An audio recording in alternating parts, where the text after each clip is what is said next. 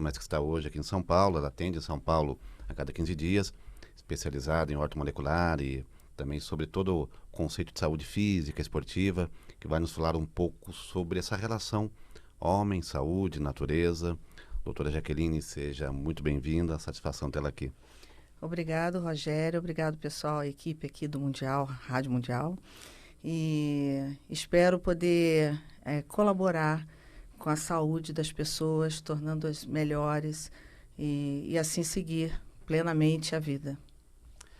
Também participa conosco o nosso companheiro de programa, de Projeto Ecobagagens, Michael Isaac. Michael Isaac, vamos internacionalizar esse nome. Seja bem-vindo, muito boa noite. Muito boa noite, é uma enorme honra estar aqui com todos vocês. Muito boa noite, doutora Jaqueline, aos amigos Luciano, Elias, ao Thomas, que sempre está conosco aqui, a todos os ouvintes que estão acompanhando pelo rádio e também as pessoas aqui pela internet. Temos uma excelente noite falando sobre algo extremamente útil e importante para a nossa sociedade. A gente agradece a audiência dos ouvintes, o pessoal de casa também que nos acompanha pela internet ao vivo. E eu começo perguntando, doutora, aliás, é sempre importante a gente relembrar que no preâmbulo da OMS, Organização Mundial de Saúde, está descrito que saúde é um estado de completo bem-estar físico, mental, social e emocional. O teu trabalho hoje, no que ele consiste? Olha só, essa definição da OMS deveria ser seguida plenamente. Mas o que a gente percebe no dia a dia é justamente as pessoas tratando doenças. Então, elas esperam adoecer para que possa fazer alguma coisa. Ou seja, tomar algum remédio para achar que está bem. Mas, na verdade, elas não ficam bem, porque esses remédios eles têm uma série de efeitos colaterais e acaba a pessoa, sim, resolvendo um problema, mas desenvolvendo outros. Então, quando a gente pensa em bem-estar físico, mental, espiritual, emocional, a gente já está olhando a pessoa como um todo. Então, isso gera, assim, uma visão totalmente diferente. É uma visão de prevenção. E é por aí que eu acho que é justamente o foco do meu trabalho. Você citou espiritual, que é geralmente um segmento, uma seara que os médicos teimam em não adentrar. Mas, se virarmos algumas páginas no calendário da história, Hipócrates, pai da medicina, ele tinha totalmente esse conceito do emocional e, sobretudo, do espiritual. Tanto é que no juramento feito por vocês médicos está lá essa questão espiritual. Você consegue trabalhar seus pacientes também tendo essa visão? Nossa, a parte espiritual, eu sempre falo o seguinte, ela não é religião, propriamente dita, né? A pessoa não precisa ser de uma religião ou de outra. A parte espiritual é alguma coisa muito mais profunda, vem da fé. Então, a pessoa que não tem fé, fica tudo mais difícil. E a saúde está baseada nisso também. Então, quando ela tem a crença em determinada situação, vamos assim dizer, ela já está meio caminho andado para a cura verdadeira, vamos assim dizer, né? Interessante isso, porque eu sempre falo nesse aspecto, porque na nossa concepção, tudo está relacionado à sustentabilidade. O ser humano ele não é só um ser físico ou mental, ele tem fatores emocionais, tanto que situações emocionais desencadeiam químicas no organismo que provocam doenças ou curam doenças. Sim. E isso tem a ver com a sustentabilidade desse equilíbrio que ele procura ou está determinado a ter. Deixa eu verdade. abrir espaço também para o Michael. Pergunta para a doutora Jaqueline. Bom, o nosso foco, assim como o Rogério disse, é sustentabilidade e algo que é impossível, né, nós retirarmos da perspectiva de qualidade de vida das pessoas é realmente o acesso à saúde, né? Mas você mencionou algo muito importante que quando nós pensamos em políticas públicas é um dos fatores do qual a nossa saúde é tão cara no Brasil, né? O investimento em prevenção não é tão grande e muitas vezes é um tema negligenciado, né? Tanto pelo Estado quanto pela academia. E eu gostaria que você falasse um pouco sobre isso, sobre como podemos investir mais em prevenção e quais seriam técnicas simples que ajudariam a nossa população a ter uma saúde melhor. Bom, a prevenção, ela parte já de nossa casa, da alimentação do dia a dia, e como que as pessoas estão fazendo uso daqueles alimentos, e isso é fundamental para a prevenção. Então, a política pública hoje em dia, ela é baseada na doença. É diagnóstico e tratamento. Então, a população ela não tem muito acesso do que seria fazer uma verdadeira prevenção para se manter saudável. Esse é o foco, se manter saudável. Então, ela acredita que pelo fato de não ter sintoma, ela está saudável. Mas, na verdade, não é bem isso. Ela pode estar sem sintomas e não estar tão bem assim. E quando vai perceber, a doença já está instalada. Porque se a gente parar para pensar, uma doença em si, ela não desenvolve-se de repente. Isso eu falo não das infecções, das doenças agudas, tá? As doenças agudas são exceções. Elas aparecem porque há uma epidemia ou há uma situação específica. Mas as doenças crônicas, elas levam anos para ser apresentadas. Então, a gente está falando de hipertensão, diabetes, aterosclerose, um Alzheimer, um Parkinson. Ele não começa de repente. Então, o que nós podemos fazer para que haja a prevenção verdadeira dessas doenças? Vamos partir do mais básico, a alimentação. Quais são os alimentos que a população faz uso diariamente, que faz parte da mesa e que ela come todos os dias e que está adoecendo todo mundo. Mas aí nós temos que ter também um solo de qualidade. Sim. Sim, aí coisa que é discutível hoje no Brasil por conta de vários fatores. Essa parte do solo já é uma outra situação, né? Que nossos alimentos eles estão pobres em nutrientes. Então, a gente vai partir do problema da mesa para o problema da suplementação, que já seria, então, o alimento que está chegando à nossa mesa. Então, vamos considerar que o alimento bom chegou à sua mesa, teoricamente. Você não está fazendo uso do açúcar, que é inflamatório, do trigo, que é inflamatório também, do leite da vaca, que nós não temos necessidade nenhuma, nós somos mamíferos, mas não temos necessidade de ingerir leite de vaca. Até 5 anos, não é? Até máximo 5 anos. 5, 10 anos, que a partir dos 10 anos nós não temos mais a enzima que digere a lactose, a partir dos 10 anos.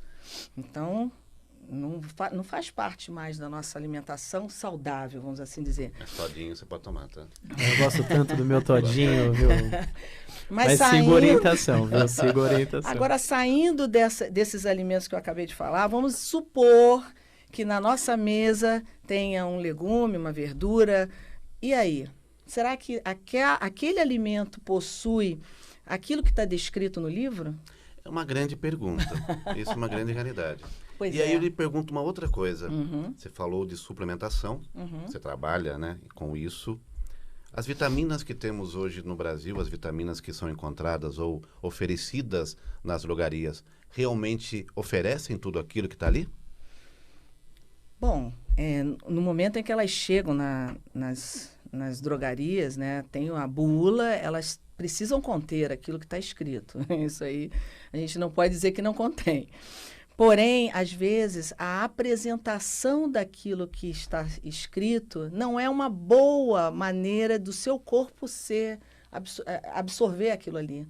Então, vou dar um exemplo. Alguns minerais, digamos um cálcio, um magnésio, se ele não estiver numa proporção ideal e se ele não tiver quelado, ele não vai ter absorção boa. Então, você está tomando, está tendo muito baixa absorção. Quase nada, vamos assim dizer. Então, seu corpo não tá se beneficiando plenamente daquilo que você está suplementando. Então, o ideal é saber como prescrever esses suplementos, para que você tenha também uma boa resposta. Agora, eu vou além mais do que isso. Se você estiver suplementando e não estiver com seu corpo ávido a absorver aquilo, então eu vou falar um outro ponto importantíssimo na saúde da pessoa, que é o intestino. Sim. O nosso intestino é o nosso segundo cérebro, já falava a doutora Elion Povo.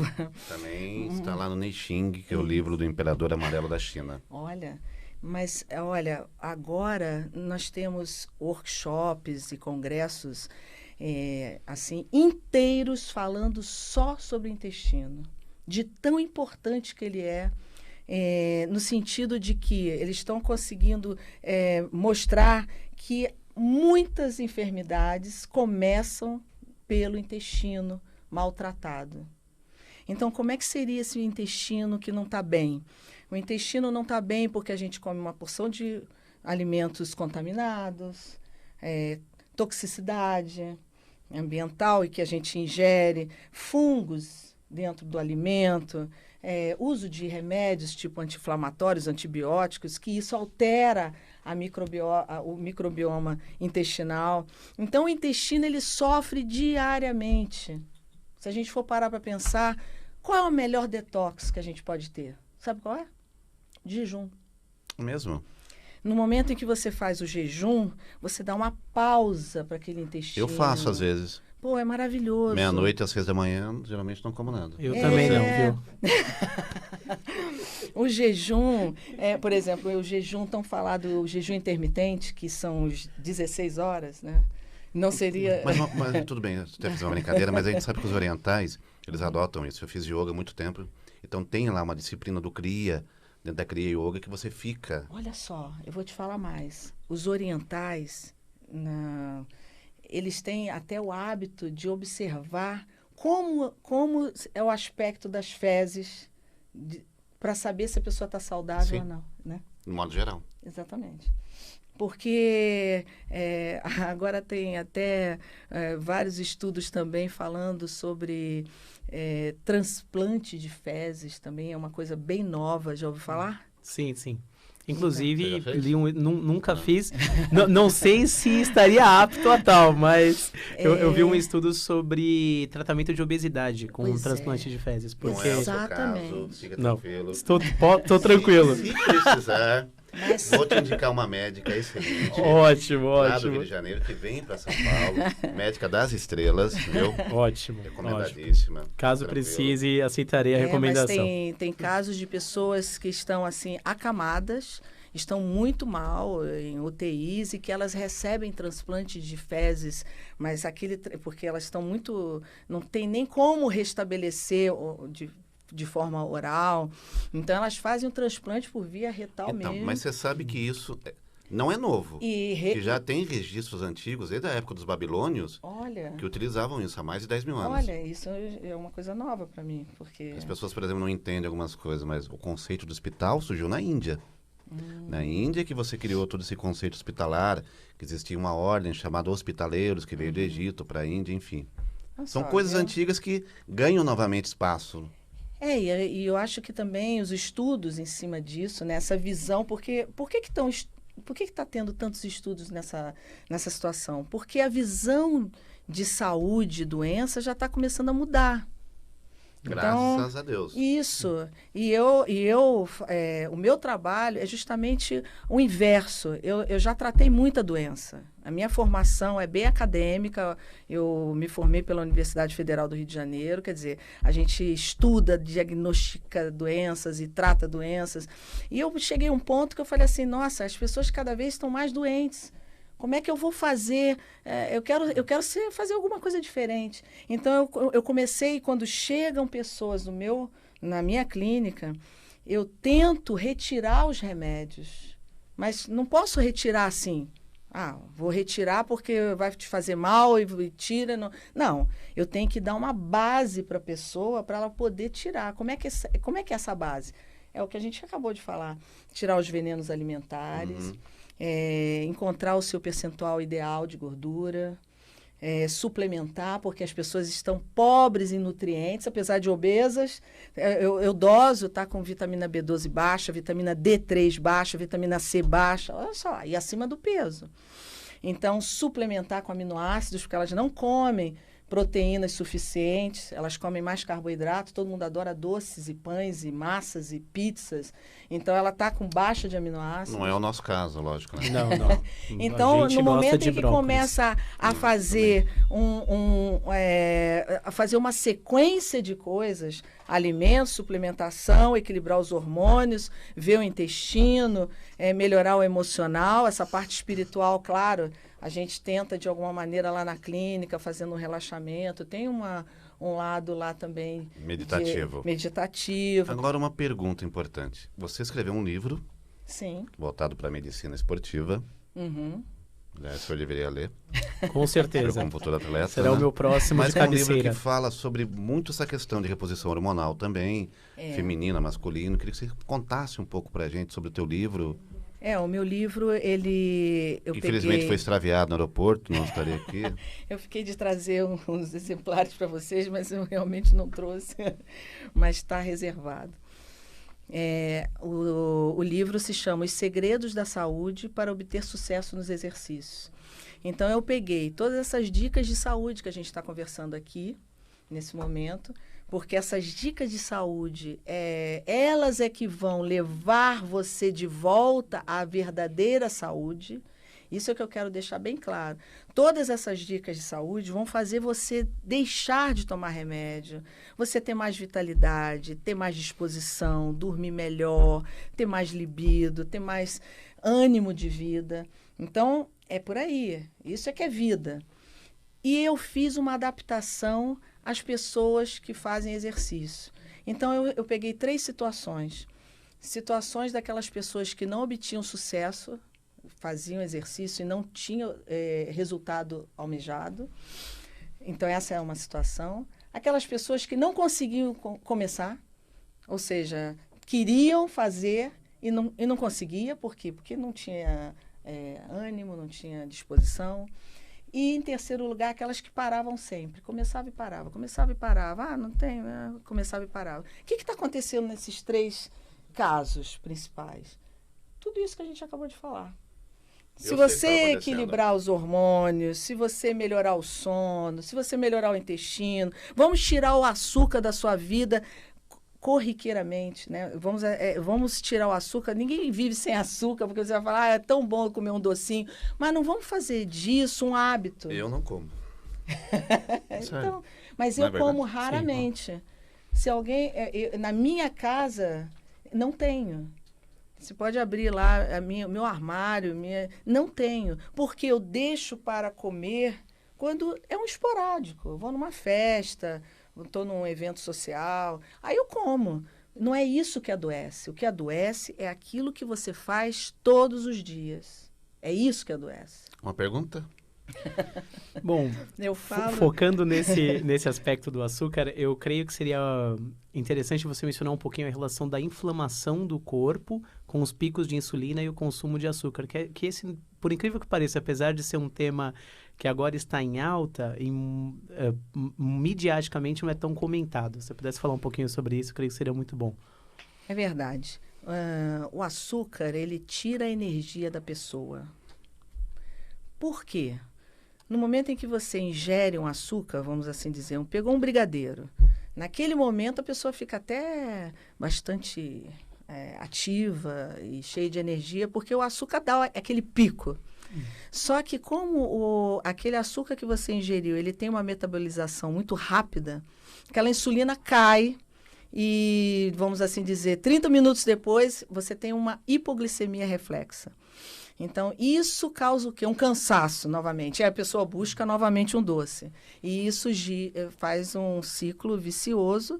Por isso que as pessoas falam, eu sou viciada em açúcar. Porque a pessoa, ela tem o vício mesmo desse pico, mas logo em seguida, essa queda faz ela buscar de novo. É como se fosse um vício de cocaína mesmo. É até mais forte, né? Segundo estudos. Segundo estudos, é até mais forte. E detalhe, o açúcar, ele está contido até mesmo nos alimentos, nos alimentos industrializados salgados. Se você for olhar lá o pacote de biscoito salgado, ele tem açúcar. Por que ele tem o açúcar? Porque aquilo vai te prender. Você vai comer um e não vai conseguir parar.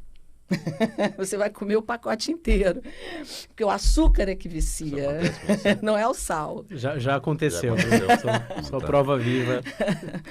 E além dessa perspectiva do vício, né, existe uma questão neurológica também, né, do sistema de recompensa que vai sendo alimentado cada vez mais. Exatamente.